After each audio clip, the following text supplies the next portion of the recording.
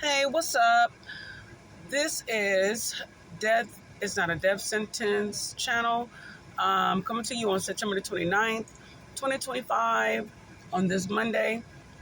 I'm just coming to you with some motivation, some encouragement, just somebody that probably need to hear this. So let's get into it because I only got so much time. So let me get into this, okay? All right. Well, you know, a lot of times, like when have you ever seen like or heard like most people when they pass, they leave the earth and they pass on.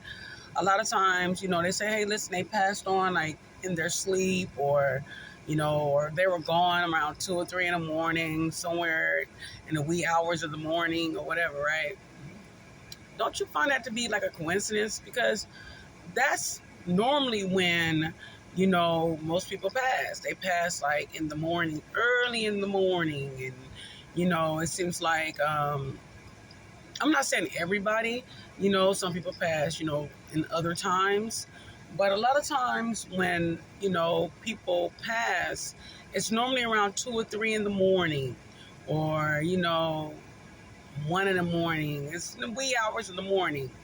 I don't know what that's about. I think, like, even when, you know, I had certain visions and things of that nature, it was always early in the morning, around 2 or 3 in the morning. It was always, so I find that to be kind of not coincidental. But anyway, also, too, um, you get people saying that when people pass, some people get, their loved ones get real depressed and sad, or their stomach hurt, or they get like headaches, and they could be on the other side of the world. They could be, in their own home or different states or whatever, and then you find out that the person passed, and you're like, wait a minute, so that's why I was crying and didn't know why I was crying, or that's why I had a headache, or my belly was sick and I didn't know what was going on. It's because you felt something. You felt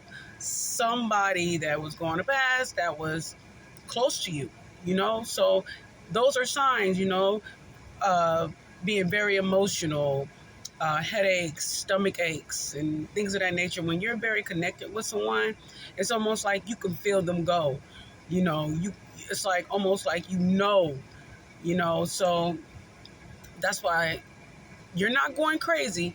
We are all connected. We are all connected like that, where we have symptoms and things of that nature before our loved ones pass.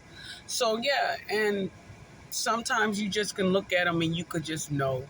You just know when they're there. Have you ever seen someone that was just laying there and they're not, you know, officially gone, but in your gut, especially parents, right? Parents, we have the ability to just know. We can feel you, you know. Um, we can feel you, whether we birth you biologically or whether you were adopted or whatever. We can feel it. I don't know what it is. God has put that in us. We can feel it. And even when you've been married for a long time or you've been with someone for a long time, you can feel it. So, and that's the thing, But a lot of people say, I get a lot of questions like, do you still celebrate birthdays of people that passed on and anniversaries? Absolutely. You still have birthdays even when you're gone. You still have anniversaries even when you're gone. So yeah, celebrate them. Celebrate life. It's for you not to celebrate their birthday. It's like saying they were never here. So still celebrate their birthdays and your anniversaries and, your favorite holidays that you guys enjoyed. Still do that. Some people celebrate the death date. Listen, I don't understand that, but you know what? It's some people out there, it makes perfectly sense to them. And if it makes them happy, then by all means, go right ahead. It'll just be very hard for me. Um, Also, too, sometimes you see numbers, right?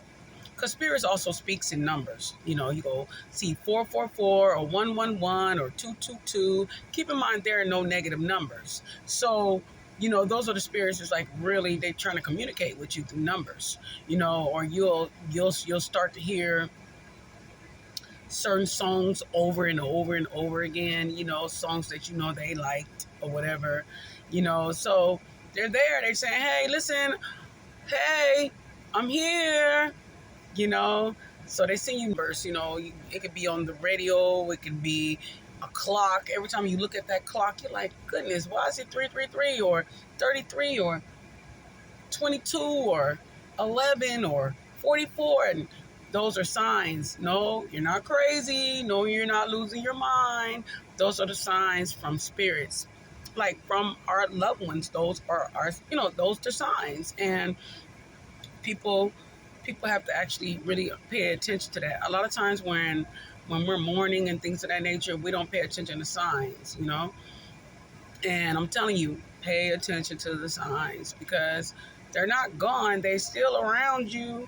They're still there, you know, and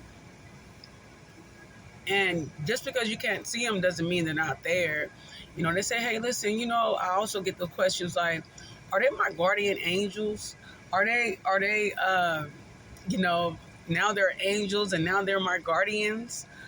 Listen, everybody have guardian angels, whether they're loved ones or it's someone that follows you around all the time. I believe somebody, you know, follows you around all the time to put positive thoughts in your head, and, you know, and give you that encouragement. You have a voice inside you that, you know, sometimes it gives you encouragement. And, you know, so you have angels all around you. You know, you have angels around you and angels to guide you. And, you know, and also too, you have angels that protect you.